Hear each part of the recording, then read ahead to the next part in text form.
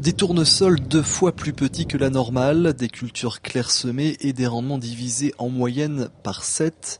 Près de 5 mois après le passage de la tempête Xynthia, les parcelles agricoles ont toujours les stigmates des inondations.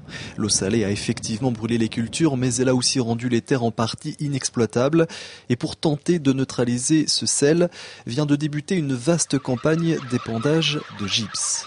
Le gypse, c'est un calcaire qui a la particularité de permettre au sol d'évacuer le sel.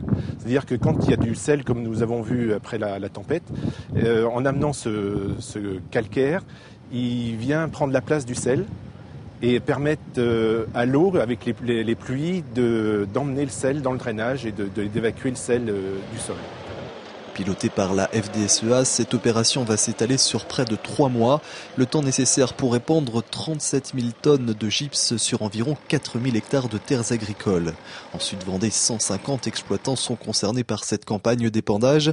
Des exploitants qui attendent beaucoup de cette opération, même s'ils savent que le gypse n'est pas la solution miracle. Le gypse, c'est une solution. Dire que c'est miracle, je ne pense pas qu'on peut dire que c'est miracle, mais c'est une bonne solution pour permettre de repartir plus confiant l'année prochaine, tout en sachant qu'il y a quand même des points d'incertitude qu'aujourd'hui on ne maîtrise pas. Savoir si on va apporter suffisamment de gypse, puis on ne sait pas comment la terre va se comporter également. Le gypse va agir avec l'eau. Donc plus il y aura d'eau, plus il va redissoudre le sel qui va se remettre en solution et repartir avec l'eau de pluie en fin de compte. Si on met du gypse et qu'il ne pleut pas, ça ne marchera pas.